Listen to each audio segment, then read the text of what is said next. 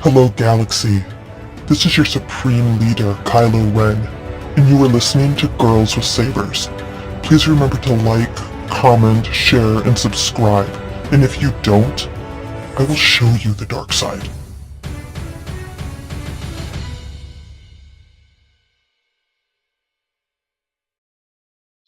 Everyone, this is Luthien, and along with Emrys, we are Girls with Sabers, and we are so excited to have Brad of Friends of the Force on with us. We collaborated for his channel, and now he's with us, dropping the mad theories. We're so excited. Hey, Welcome, everybody. Thank you for having me. So excited to be here. I got my coffee. Yay. Let's do this. We will try. We aim to please. So good. We have come together to talk Star Wars theory that the two of you have. Yes, yes. I was on the Amtrak. We were texting, and I was like, I'm losing service, but there's so much to talk about. We're like, we have to record this because we were having an epic Star Wars geek moment. Yeah. So Brad, the way this started is you posted a very controversial post. Well, as far as I was concerned, I found it to be very controversial. So, would you mind sharing what you posted and the book that it's from, and just kind of set us off into this Star Wars theory journey? Yeah, so little did I know when I was waiting in line for my Philly cheesesteak sandwich and french fries out at the food trucks at New York Comic Con, I was like, I'll just post this photo. Little did I know how much it would break the internet. But at New York Comic Con at the Insight Editions booth, they were selling Star Wars The Secrets of the Jedi, which, for those of you who don't know, I'm sure you've all seen it somewhere, but it is a new book coming out written by Marc Sumerak, and it's actually going to be released November 19th. So the fact that I was able to grab a copy a month and a half early, I was like, I gotta get my hands on it. There's going to be some Reylo in there. They didn't show us yet, and boom, boom, boom, I was right. So it basically is a book written from Luke's point of view while he's on Ahch-To, detailing these quote-unquote secrets of the Jedi, and kind of what he's learned through his studies and through his force collecting, and trying to detail, I guess he's trying to really learn what made the Jedi who they were and why they failed, and ultimately the conclusions that he comes to in The Last Jedi is probably the result of much of this research. So in here, there's a page on Dark Force abilities. In the Dark Force abilities page, it starts off by saying, Rey's innate connection to the Force was stronger than I could have anticipated, but that strength was still raw and unbalanced, and her mind was almost immediately drawn toward the darkness. She came to Ahch-To full of questions, and the dark side was all too ready to provide her with the answers. Those willing to exploit the more nefarious aspects of the Force are able to tap into extraordinary powers, but the cost of using these abilities is almost always far greater than they are worth. So that's an introduction to Dark Force power. So even though this is a book on the secrets of the Jedi, many Jedi have fallen to the dark side. So the powers listed here are Mind Probe, which has a picture of Kylo Ren and Poe, Choke, which shows Vader choking somebody, and Lightning, which shows Dooku actually lightning a Jedi, random Jedi. Kind of looks like Anakin, but I think it's a random person. Now, the last one is the picture that I posted, and it's just Bond. And on this picture, it's pretty insane artistry. Honestly, it's pretty mind-blowing. It screams across the stars, literally. So we have Rey and Kylo doing the infamous hand touch, and the fire is right beneath them, and behind them in the background, there's two planets, and there's a swirling galaxy in between those two planets, a bunch of stars across the sky. Literally, it's two people reaching across the stars to touch each other's hands. So under Bond, no, it's pretty crazy. I saw this art and I'm like, you doing this to us, Lucasfilm? Really? Oh, they know exactly what they're doing. You didn't put this in the preview page because you knew you were gonna break the internet for 3 months if you did. So under Bond, it says, on occasion, the Force allows us to connect with another living being and communicate with them across great distances, seeing what they see, feeling what they feel, Though this may seem like a harmless and perhaps even valuable ability, it is easily manipulated by those on the dark side. Some powerful Force users have been able to create secret bonds with others who are unaware of their connection. They then use those bonds to corrupt their target and steer their actions. Even if the unwanted bond is detected, it can still be extremely difficult to break. And then there is some Aurebesh under there, which I don't remember the exact quote, but I know it's a quote from Maul and a quote from Vader, written in Aurebesh. So I think the Maul one is about giving into your hate and embracing it and using it, and then the Darth Vader one is the insignificant, or the ability to destroy a planet is insignificant next to the power of the Force. Which, I mean, if you're putting that right under a picture of Kylo Ren, I mean, he's Starkiller, you know. So Yeah. that's interesting to put that quote under there. And then the hatred aspect of it can apply to both potentially, because, you know, Rey definitely has some hate in The Last Jedi of finding out who she is, and kind of hates Luke in that one moment when the hut breaks apart. So there's a lot of moving parts on this page, and I was kind of blown away by it. And I think the reason this is listed under the Dark Force ability is because, from Luke's point of view, this is the Dark Force working. It's the reason his Padawan fell. It's the reason that Kylo Ren was manipulated, because Snoke is actually the one that did the same exact bond that Kylo and Rey do, but between Snoke and Ben. It makes complete sense. And I would love to think of a, you know, ugly prune-looking Snoke touching Kylo's hand so romantically. Oh, Do we ship it? Do we oh, ship it? oh. Snylo? Sink that ship. I have some thoughts. So we all know that it's very plausible that Snoke was just an acolyte. Snoke was a vessel. That's why we don't truly know much about him. It's a big reason why it's possible he died in the second film, is because he's not the main issue here. He's just a pawn as well. And you said it, where the Force has been underestimated. Palpatine has been labeled a master manipulator. I can see, be it Palpatine through Snoke in general, whatever your thoughts and speculation about that might be, Luke raising his hand to his nephew to probe his mind Exactly. could have been dark side manipulation, because you said mind probing is a dark side ability. Yep. So if Luke was raising his hand to mind probe his nephew, he could have been in that moment being manipulated. Yep. Did you want me to read? And did you want me to read the mind? Hearing those thoughts in his head, the things that he thought he was seeing within his nephew, could have been master manipulation. It's Palpatine's desire to end all Skywalkers. Yep. He wants to end Luke. He wants to end Ben and Leia. These are the last 3 Skywalkers. Luke's gone, even though he left with peace and purpose. So he's like, screw you, Snoke. Rah. And he went out the way that Luke Skywalker was really always meant to go out.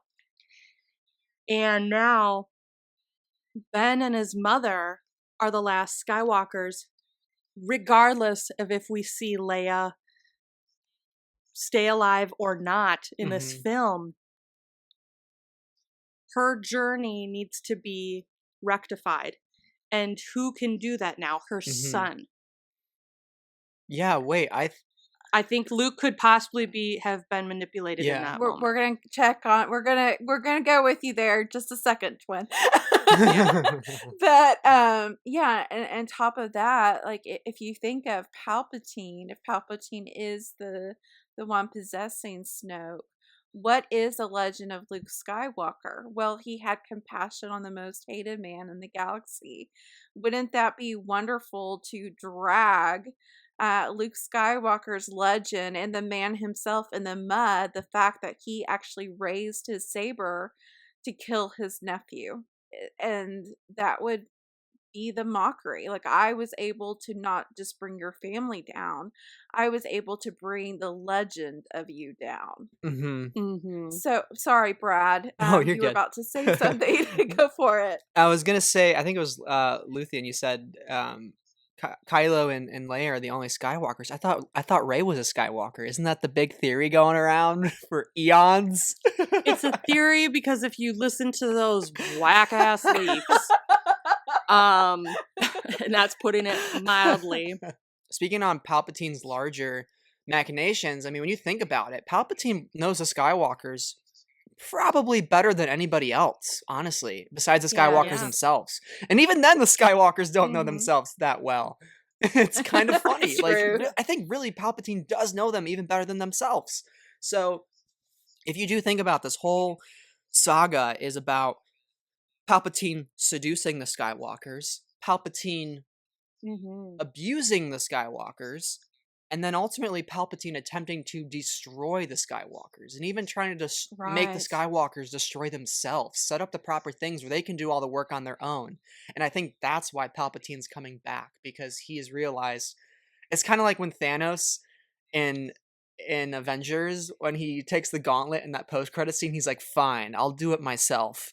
It's kind of like that in a way, because he's like, fine, you know what? Snoke didn't work. Kylo now has this girl that he's starting to be seduced by in an emotional way, and now I just got to get involved somehow and destroy the Skywalkers myself. And I think even Rey, sorry, you're good. And the big thing about this Force bond is it says seeing what they see and feeling what they feel. So if Luke is probing Kylo's mind, but Kylo's mind is bonded to Snoke, like you said, like Luke might just be seeing Snoke's vision of things, not Kylo's. It's a complete 180. It's a complete misdirect. And if the Emperor is bonded to Snoke, Luke might actually be seeing what the Emperor wants Luke to see. The Emperor knows Luke is vulnerable. The Emperor knows, based on what he went through saving his father, that there's going to be a seed of doubt there for Kylo. He knows Luke is going to do such a thing, like probe his nephew's mind in the middle of the night, seeing if there is any inkling of darkness forming within him. The Emperor knows this. That's why he does what he does and plants those seeds for Luke, because he just wants the Skywalkers to destroy themselves. He's going to plant the seeds that he needs to and then say, okay, now that's going to fully blossom the way I need it to. Little did he know, Rey's coming in here. The Resistance is coming in here. Rey's emotional bond to Kylo's coming in. There's so many other variables that Palpatine did not account for. So, exactly. Again, underestimating the Force, the cosmic force itself. The Force answered with Rey. Okay, I see you, and then I'm doubling down, and I have my answer, and it's Rey. And she's so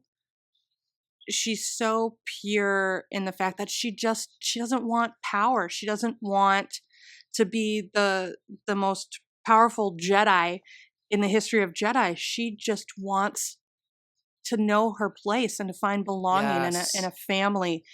And Luke even describes her as this, he looks into the Force and he sees her there, and she is this beacon, which is very much, even though she has her own heroine's journey, is Joseph Campbell's goddess. Yes. So she has dual roles, just like Ben has dual roles. And the reason he's able to overcome this and overcome the curse of the Skywalker family is because he's only half a Skywalker. He has his father's heart. He has a solo heart. And what did his father do in the very first film of this whole entire saga? His father came back. His father literally came back at the end of the film and helped and helped save the rebellion and his friends.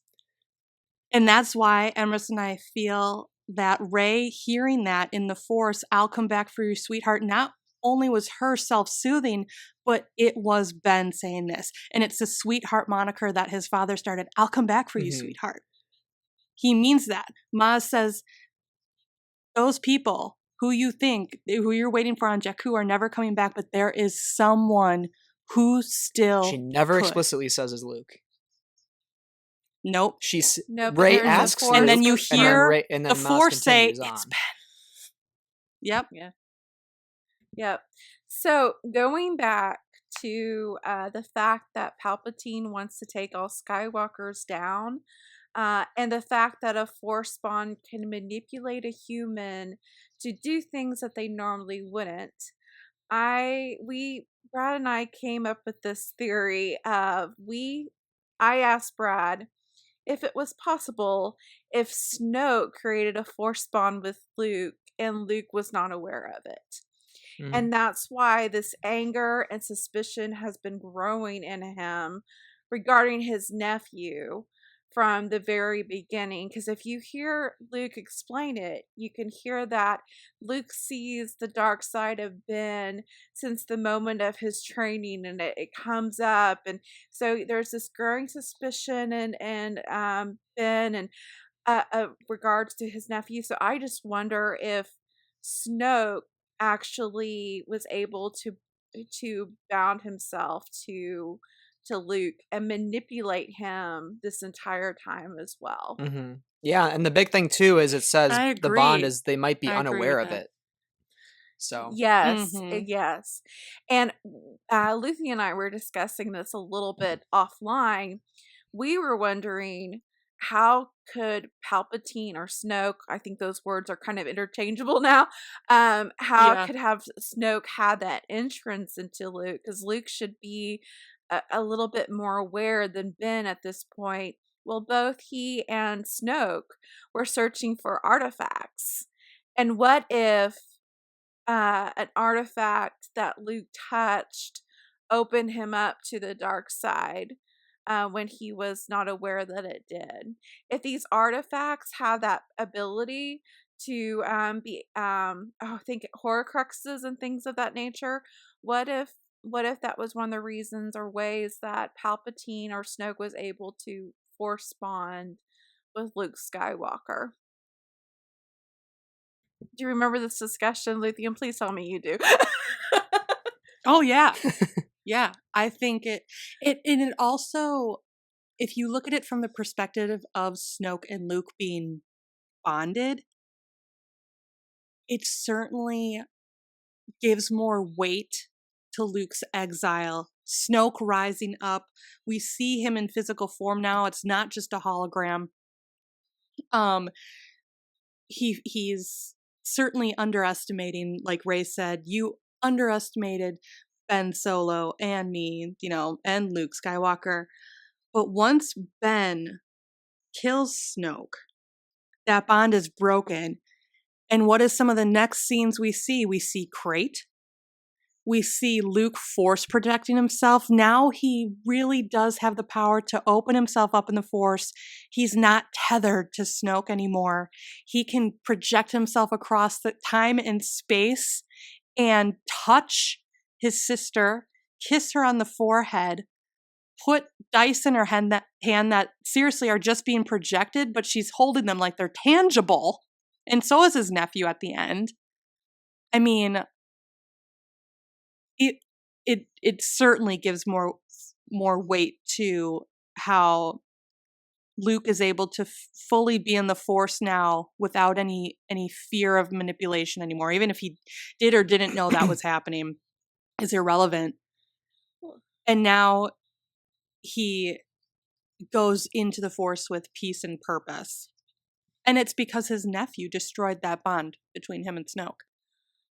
Well, and it's also, this might explain to some of the fans of why did Luke do some things that were not in his character. Well, he could be influenced by this Force spawn, like Brad said, with him being unaware. So, Brad, are you still thinking this is a viable theory, or what are your thoughts? yeah, absolutely, this is a viable theory. I think, again, the key word is it being undetected, and it can be extremely difficult to break. So Luke might not even be aware it's happening to him. It might be why that Yeah. seed of doubt is there for Kylo and for his nephews, Ben.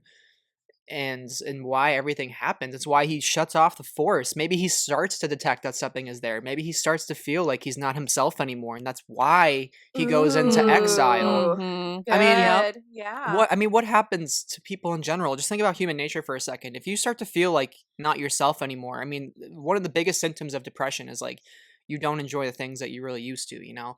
So Yeah. for Luke, it's Yeah. like I used to be this master in the Force. I used to be going around the galaxy collecting artifacts and learning its history, and now I'm doubting all of that. Now I just feel alone, and I don't like doing that. I don't like what the Force is anymore. Shut myself off.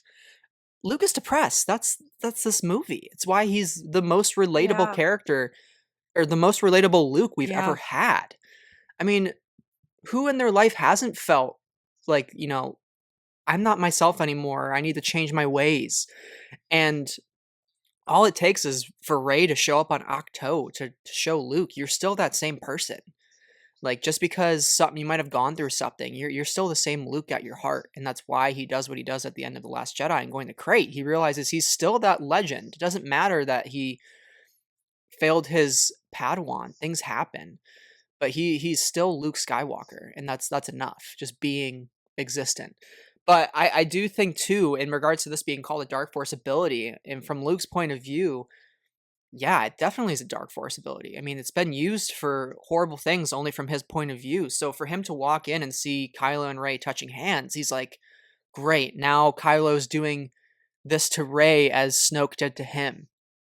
But again, little does he know how connected and how alike Rey and Kylo are, so that's why his first instinct is to shred the hut apart brick by brick and tell Rey this isn't going to go how you think. It wasn't going to go how I thought for Ben, and he fell to the dark side. Now the same thing's happening to you. It's not going to be the same. They're just showing you what they want you to see, sort of thing. And that's why I think too. I think that's why Snoke was so sorry. My mind is scattered in so many directions right now.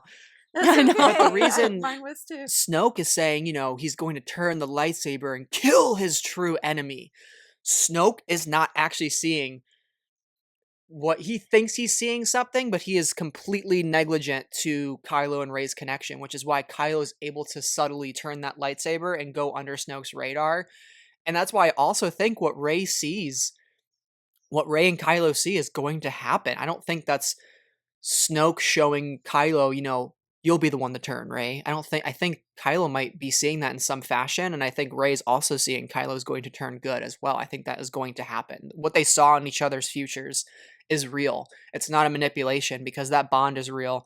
It's not forged just by Snoke. Snoke thinks he did it, but it's not real. So that's why I think how they used it is a light side aspect. It's not the dark side aspect that Luke is used to. But Yeah, I think, and I think evidence in that at the Force bond scene when they finger touch is the Force theme and the way that it's played. It's not played eerily or with malintent in the music. It's played very sweetly and tender, and there's nothing of malice underfoot there. So when you posted that photo, Brad, from that book, I was really nervous because there's that beautiful sketch of Rey and Ben finger touching, but it's all shaded in red, and I was like, no, Yep. that cannot be, because that color red is for like Sith properties and darkness, and I was like, you cannot. You cannot cover that sketch with something bad and call it a dark force ability. Right. Oh my gosh.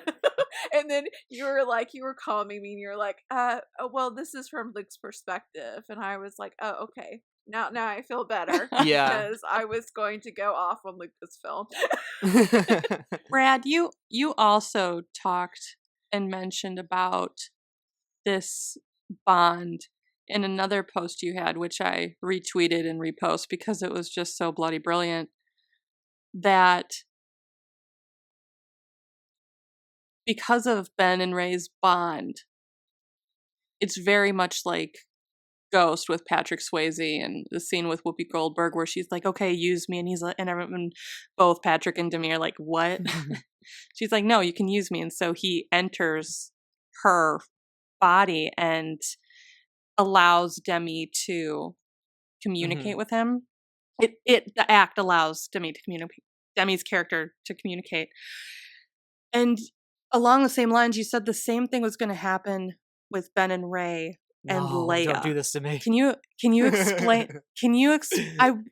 It needs to be verbally communicated because so many of our breaks my heart. Followers are not on Twitter or social media, and they just follow on YouTube. Can you explain this to people, because it was so beautiful, and in that moment, if Ben does not have a chance to get there, that Rey would be the intermediate, and they would both have this connection. If Leia does pass or is incapacitated in some way, I don't know, but if you can explain it, it was so beautiful. So I have to say I did hear something about, before I had heard some sort of inkling of what the hug being maybe Kylo hugging Rey through the Force potentially, and then when I saw this passage, I was like, that makes sense now, because the key component of this paragraph for this bond is it says seeing what they see and feeling what they feel, even if it's across great distances. So that hug in the trailer between Rey and Leia, to me, I think that's going to be Kylo hugging his own mother. I don't think they're going to get, I don't think we're going to get an actual physical hug between Adam Driver and Carrie Fisher. One, because from a filming perspective, I mean, Carrie Fisher passed, so they can't necessarily film that. And there's so much limited ability in what they can do. But I do think that's the reason in that scene where it's like Rey's crying. You know, why is she crying? Why is she so sad? And to me, I almost think like she's crying because maybe when she's hugging Leia, she's looking ahead and all she can see is Kylo like standing there watching the hug. Obviously, Leia doesn't know. Or just feeling his emotions as well. She's like, oh my God. And Leia looks so almost happy in that scene. It's like, for her, it's just a normal hug. You know, I'm hugging you. This is nice. It's emotional. I like this. For Rey, it's just so much more under that, layered under that. It's your son is touching you. He feels his mother's touch. What is more soothing and what is more emotional than like just a familial touch and hugging somebody for a long period of time? It releases so many different feelings, and I think that's what's happening. I think Kylo is hugging his mom. It's his way of reconciling with her. Like, I'm sorry for all the things I've done, but the saddest thing about it is Leia doesn't know that's him hugging her. You know, so she thinks his son is gone. You know. She could, she absolutely could know. It could be a whole scene with Rey saying, listen, I am connected to your son right now. He wants to tell you he's sorry. He wants to tell you he made mistakes and he wants to come back home. Finally, he wants to come back. And Leia tells Han Solo, bring her son home. And now he's preaching. He's begging her to come home. I want to come home, Mom. If you don't believe me, I want to hug you. You know, I don't know. It's so emotional. And if that happens, and the reason I said don't do this to me, Luthien, is because this makes me so emotional to think about. If it happens in the theater, I'm going to lose it. I mean, we will too. I don't know what else could be more emotional than that kind of scene. It's so impactful, even more impactful than the two of them hugging. Well, what is more emotional than not only familial love, but a mother's love? Exactly. It's not only, and then I posted this after you made this gorgeous post that Shmi's death spurred Anakin to kill. Leia's death will spur Ben Solo to save the entire galaxy. And that is the saga. That is a mother's sacrifice. And then subsequently her death and how it affected a son. This is about we got in the original trilogy the father and the son, and now this is about the mother and the son. And Rey is the bridge. It's just, I know people don't want to talk about, don't say Leia's going to die. Leia's not going to die. Carrie's going to live on. And I And I understand that. But what would be completely honest to the story if they're connecting everyone through Shmi, then the mother's death will be a catalyst. Mm-hmm. But now it'll be for good, not for darkness. But if we're also talking on the flip side, reverse Anandala, maybe she doesn't die. So maybe that's, what happened to Anakin was his mom did die. And if we're talking about reverse Anandala righting all the wrongs and doing everything in reverse, maybe that could, just to play devil's advocate, maybe that does mean Leia does live. It's possible. Yeah. You're so right. It is possible that she will live. They have been able to work that out. But I can see JJ and the other writers using this to, I wouldn't call it working an angle, but to fit it in, to connect back to where it all started, Shmi Skywalker. The reverse Anandala could be that what was Anakin's reaction to his mother's death? Well, to kill all the sand people. Yes. So what is Ben's reaction to his mother's death? Go save her people. Go save her family, the resistance, and the republic that she basically gave her whole life and devotion to. Yeah. So Leia's cause now can become Ben's cause. And something that we talked about was, who is the Skywalker? Did the Skywalker name come from the man in the story? No, it was from Shmi Skywalker. It's the mother's surname. So the rise of Skywalker could also be the rise of the mother in this story. It could be restitution for what Shmi went through and for what Leia's going through, and how it's, how love, or quote unquote love, destroyed the galaxy. Now love of a mother and son, and the son and his wife can restore the galaxy. It's all these facets and faces of love can really put together the story, and just I just think it will be, if your theory, Brad, is right, I think I'm gonna need 2 popcorn buckets of like 2 empty. I said it. I'm gonna need an IV. Like, I'm gonna need my own nurse next to me.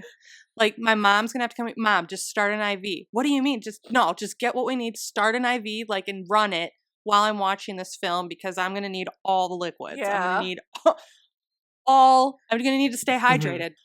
Wonder if Leia will know that Rey is the intercedent. I think so. Because if she could feel her son while she was in the Raddus and he was in the silencer, I wonder if she will feel like, yes, this is my son hugging me. And I wonder if she might even see a flicker of him, just like Luke was able to see Kylo during the finger touching scene. I wonder when Rey steps back, she sees Ben as well. And then Leia felt Ben in The Force Awakens.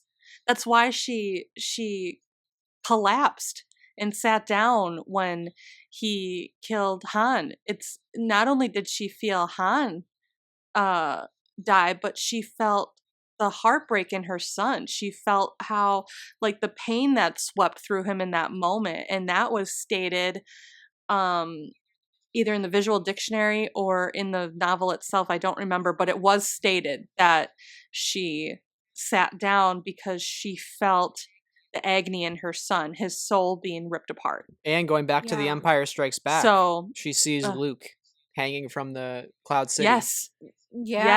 Seeing what he sees, feeling what he feels, the bond. Yeah, it's a family bond. But I would, that'd be amazing.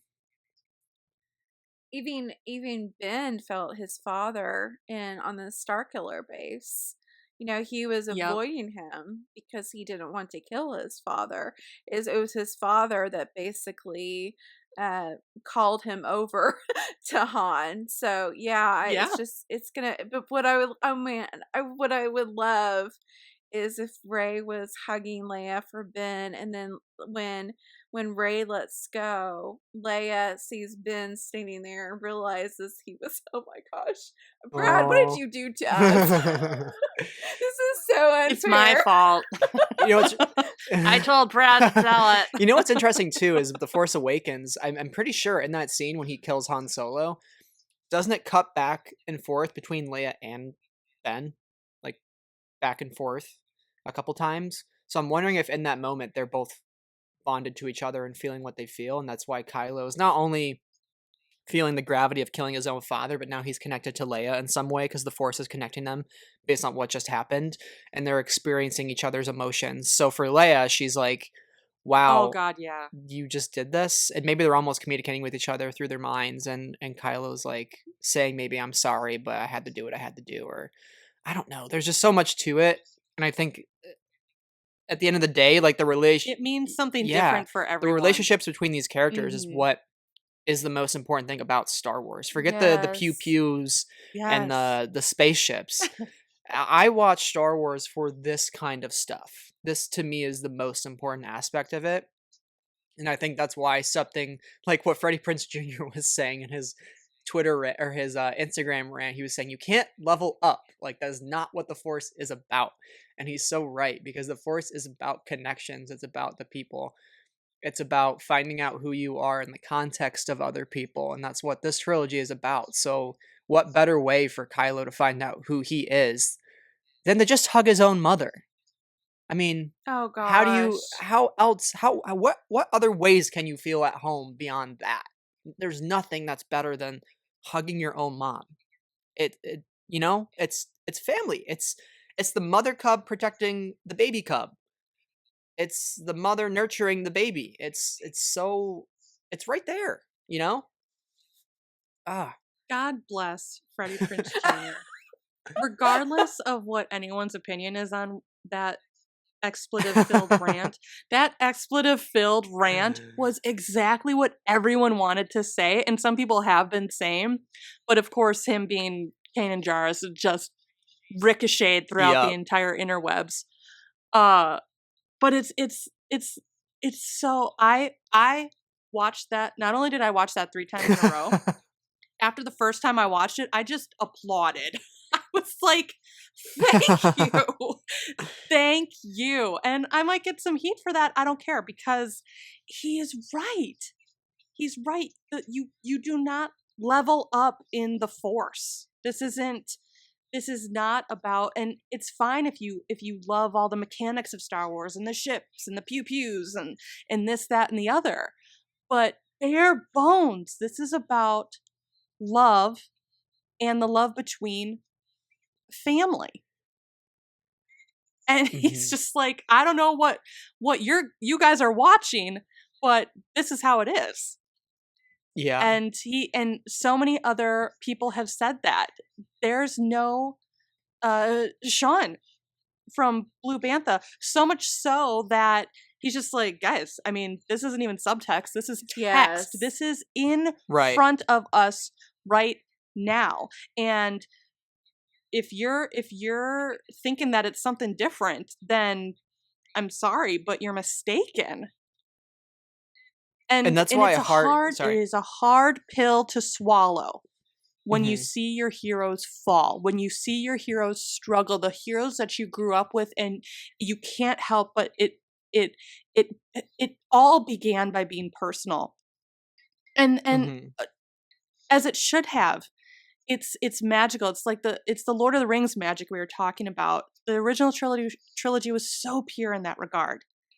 And that's why it resonated for so many people. And that's why I also hard disagree with anybody. I've seen a couple of tweets, I don't remember exactly who, but a couple of tweets saying romance isn't going to be central to the story in The Rise of Skywalker. Let's take a minute to think of Star Wars without romance. What does that look like? So let's go with the prequel trilogy. So there's no romance, right? No romance there whatsoever. So Anakin never loves Padme. They never have kids. Leia and Luke are never born. Boom, there go your 2 protagonists if you want to look at Star Wars as not being a romantic story. Now let's look at the original trilogy. Han Solo and Leia never fall in love. They never give birth to Kylo Ren. Boom, there goes your sequel trilogy.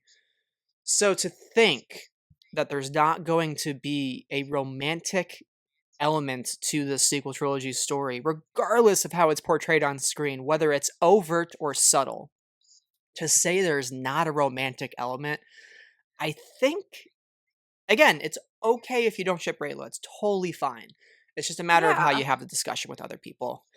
But I Exactly. think it can be a misread in some ways. I think it can be a misread because Star Wars has always been about the romance. It's the romance between Anakin and Padme is what sets so many things in motion.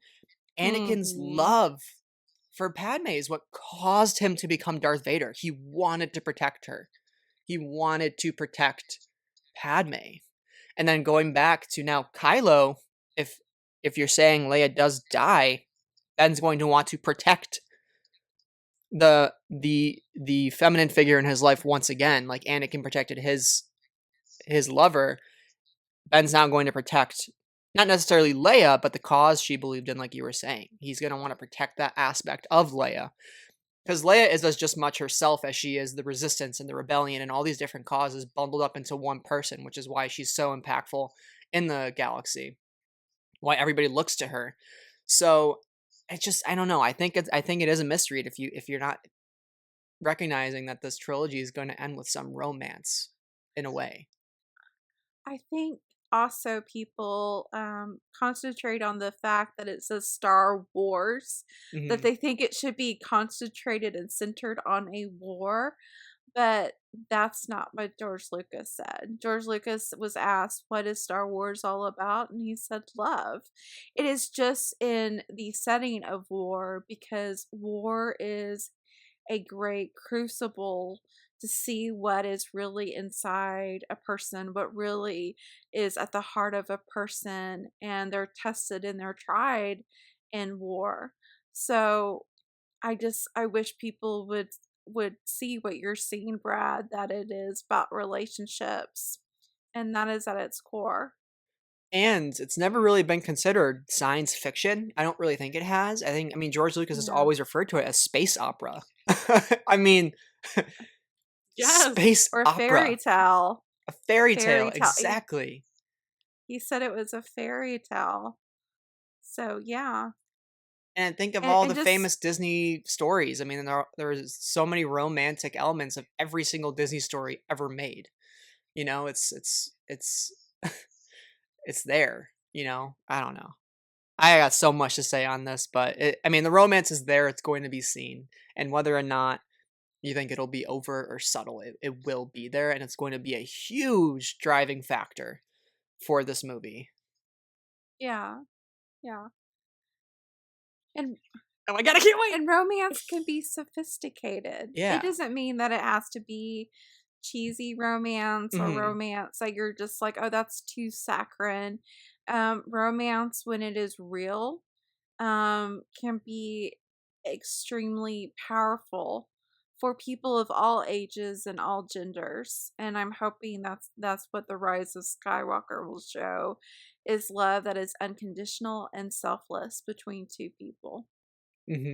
And maybe even if Rey and Kylo don't necessarily end up together having kids, I think they're still always going to feel something for each other.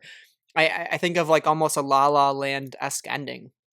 If they don't end up necessarily together, maybe it's like that subtle nod of like, we're going our different ways, but just know like I'll always feel this way about you. That can be a romantic ending as well. I just want Bendemption. Yeah, I need Bendemption in my life. I don't know how. If we can't, if say Reylo is not going to happen, like by the end of the film, they're technically not together. I at least want Ben to be redeemed and to live. Exactly. Yeah. And Reylo will just be the icing on the cake of it all for me. But truly, we want Ben Solo to be redeemed. Now, thinking too about this Force bond, saying it was difficult to break, I think the most fascinating aspect of this film is if we're under the impression that Kylo has this entire time been bonded to Snoke, and that's why even though he sometimes feels the pull to the light, he ultimately chooses the dark. Now that Snoke's out of that picture, what does that look like? And I almost think of it maybe that's why Kylo is so angry right now, because as we've seen in many publications recently, Kylo is kind of rage filled. He is just super monstrous, and you don't want to get in his way. Everybody talks about the Supreme Leader in such a terrifying way. Like, you don't want to get under the scope of him. He's much worse than Vader now. He's going to come to Batu and destroy everything here. He's very angry. And I wonder if that's a way of him, like, rebelling now that Snoke's gone. Maybe he's feeling the pull to the light even more. So for him, he's still trying to be Vader. So his idea of compensating for that pull to the light is to just be like, I'm going to get even angrier and try to see if I feel anything, you know? I'm going to try to see if being angrier will get rid of that, will snuff out the light inside of me. And he's going to ultimately realize it won't. It's never going to go away, Kylo. Yeah. You're always going to be Ben Solo. So now that Snoke's gone, that light is going to start seeping in once again now that he's not bonded anymore to his master. He's going to start feeling it. And I think almost that's why he wants to talk to Rey. It's why he wants the girl Rey so badly. I don't think he wants to find her to kill her.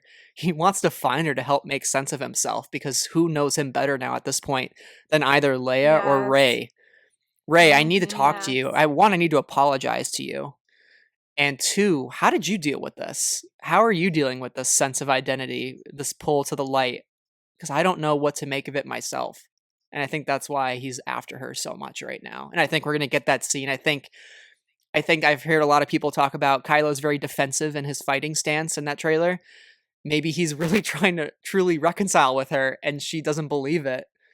And that's why she's on the offensive and he's on the defensive. He's like, no, I really just want to talk. Like, I really just want to talk to you. I just want to Like, talk I've been to after you you this whole time, but like, I just need to talk to somebody, and you're the person I need. So let's chat. Well, just think, his parents traded barbs. He and Rey are just doing it with lightsabers. Yeah. There's a lot that Yeah. could go into it. Dueling is not just for fighting someone to the death or to be wounded. Dueling can be flirtation. Mhm. It's a dance. It basically tells you what the person is thinking or feeling towards another. He is trying so hard not to hurt her that he is basically letting himself open for attack. All of his saber movements are on the outskirts of her body, and he keeps them there because he doesn't hurt her. But because he keeps them there, that means that he is open for her to be killed. And I think that really does show where his heart is in that fight. He's not just on the defensive, he's also protecting her, that he will not defend himself in full power. Mhm. And doesn't it all just come back to what Yoda said to Luke in The Last Jedi? We are what they grow beyond. He didn't say we are what she will grow beyond. They will grow beyond. They're going to together bring balance to the Force. And if one dies, the other will die. And that also means if one lives, so will the other. One feel and it? one, as Freddie Prinze Yeah. Jr. would say, 2 and Yeah. 2. That's why, going back to his Yes. rant, that's why Luke and Leia springed up. That's why twins were born, Yep. because it had to Yep. balance. They are twins in the Force, but not blood related Yeah. people. They're the same. They're each a half of the same protagonist. If you lose one of those halves, you only have half a Yes. protagonist. You only have half a balance. The scale can't be weighted to one side. And That's if why that happens, if one of them dies, it just starts this whole Star Wars all over again. We're gonna get another protagonist that we then have to redeem because we failed the other times around by allowing them Right. to live. So that's why I don't think we can't have a story in this movie where Ben's not redeemed and where Ben doesn't live.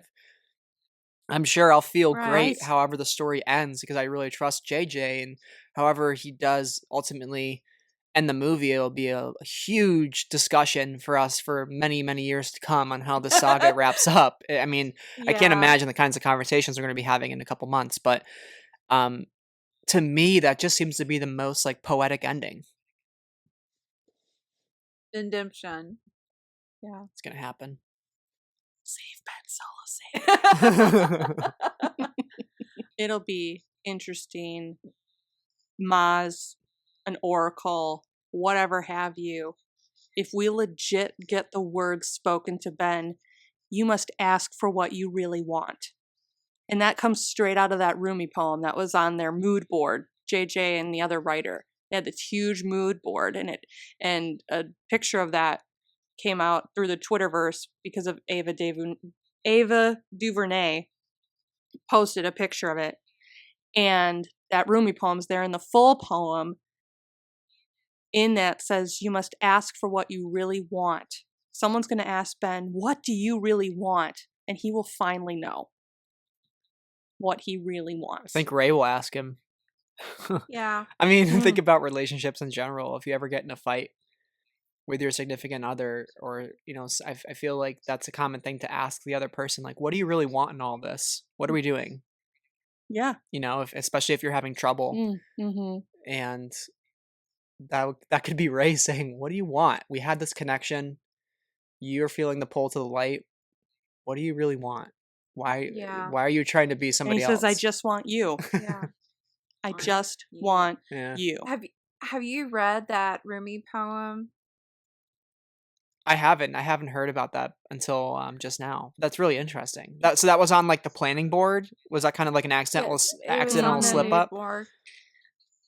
A snippet of it was on the mood board, but it was a snippet from a whole poem, and we actually did a response video. People were freaking out over leaks and oh my God, is really going to happen? And everyone was asking for our response, and we made a video of the whole poem as our response. And the snippet on there is, out beyond ideas of wrongdoing and right doing, there is a field, I will meet you there. When the soul lies down in that grass, the world is too full to talk about. Ideas, language, even the phrase each other doesn't make any sense. And then the poem goes on to say, you must ask for what you really want. Don't go back to sleep. It's very profound. And at the end, come to the garden in spring. There is light and wine and secrets in the pomegranate flowers. If you do not come, these do not matter. If you do come, these do not matter. It's talking about two people just giving up all themselves for each other. They are the only thing that matters. Their love is all that matters. Forget all the buzzing and things that are going on around you. The two are the only thing that matters. And if you do a poem analysis, sleep is what someone does when they're not ready for love. You have that fairy tale symbolism of what does Sleeping Beauty do until she's awakened by a kiss. Well, she goes to sleep, and Snow White goes to sleep. So that don't go back to sleep is like, I don't want to lose you. I don't want you to lose you to sleep to death, or a sleep where you don't want this relationship anymore. And he ends it with referencing the Song of Songs, which is about two lovers who are preparing for a marriage. And they're preparing for a marriage in spring, for life and fertility to be renewed again. So there's just so much that was leaked from that Rumi poem. They had no idea. But yeah, if go watch that video. I'll send it to you on Twitter, or just go read the poem, because the whole entire poem is just, it is a work of, it as well as a work of art, and it's thousands of years old. It's like it was even written before the medieval age. But if you read it right now, you don't read it and go, oh, how ancient. You read that and go, that was written that many years ago. It's so relevant and impactful. It's amazing. So if the Rise of Skywalker is based on that poem, because that poem was in the center of the mood board, which means the mood board and mapping, everything that branches off of that quote is rooted in that quote. So it's just, we're gonna be in for a very emotional ride. Yeah, and We are. even thinking about sleeping language. I mean, I'm just thinking now, like the Yeah. Force awakens, Exactly. or like the Exactly. rise of Skywalker, like sunrise. You awake in the morning. You're done sleeping when the sun rises, and you rise out of bed. I don't know. It's kind of interesting now that you're talking about that poem. Like the imagery is in the title. Oh my god! Well, Yes, there's a exactly. translation. I can't remember. I think it's the Italian, where the Italian translation of the Rise of Skywalker is the dawn of Skywalker. Mhm. You know, and there's just so much, and like look at the coloring of Vanity Fair, and just some of the other imagery coming out. It's spring. It's springtime imagery. You started in the Mhm. winter with Star Killer Base, and now we're moving into spring and a new life. It's gonna be amazing. It's the dusk meeting the dawn. It's that magic Yeah. hour. And people just need to open their eyes. It's right in front of them. Mhm. It's been there. It's been there all along. Have we ever seen a Then sunrise in the Star Wars universe? This is probably a really stupid question, but have we ever seen like an actual scene where the sunrise is like that? Yes, yeah, on Crate. Yeah, Mhm. okay. For Luke, the two suns are setting, but when you look at it on Crate, the sun is actually rising, which is very Yep. metaphorical. Yep. Mm-hmm. But and this could be a whole nother podcast in and of itself, but one of our followers, Ava Moss, stated that, and a few other people have found the symbolism in this. The festival that our resistance buddies you see in the teaser trailer come upon could be a festival of an eclipse happening, and there's always been two suns, and what if they're eclipsing each other? So those two suns are coming together. There's always been one that is more above the second one, and now those two suns could possibly be coming together, and that's very symbolic of Rey Mhm. and Ben, the two sides of the Force coming together to be a balance. And this festival on Pisana, wherever they are, is celebrating that. So there's this swirling symbolic meaning behind all of this. That'll also be very interesting. Again, I don't want to go into it. It's just it's a Right. whole nother podcast. Oh, that's fascinating stuff. Yeah. I have to read that poem and watch your guys' video on it because I'm like, I love this kind of stuff so much. It's so fun to analyze Star Wars from this perspective. Yes, I love it too. Well, I know Lucia needs to go, and you need to go Yes. too, because you're gonna record another podcast. You're a busy No, bee. it's Sunday. Super Pod Sunday. Super Star Wars Sunday. But thank you so much, Brad, for coming on our show, and it's been so much fun talking to you. Would you tell the good people where they can find you? Yeah, well, thank you guys for having me on, and hopefully all my ideas tended to make sense. Like I told you off air, I set my alarm for PM instead of AM, so my thoughts are not bless clear, and I'm you. groggy, and I tried to drink coffee. But anyways, you can find Friends of the Force on Twitter at Friends of Force, and our podcast is on Apple, Spotify, and Google, and we post episodes every Monday and every Thursday. Schedule's kind of wonky right now post New York Comic Con, but I'm trying my best. And we have a couple fun episodes coming up just to give you a glimpse. We're having Ty Black on the show. I'm actually recording with her in 30 minutes, so we're going to talk about the sequel trilogy. And I'm having Justina Ireland on Tuesday to talk about Spark of Resistance. So those episodes are going to be out this week. I don't know when this will be going up, but they might already be available. So if you want to go check us out there, that'd be awesome. Yes, I understand. I'm trying so hard to speak this early this morning, so I'm glad you ventured forth and drank some coffee and were with us. So we so appreciate it, and Thank we you hope again. to have you on soon Yes. and talk about some Tolkien and some Lord of the Rings. Yes. Please reserve a spot for me on Yes. your Lord of the Rings talks. I will be there. Oh, it's been It's been reserved. reserved. Yes, we will do it. We will party like the hobbits. I will eat so much breakfast when we record. There will be multiple servings and so many pints. Party like we're 111.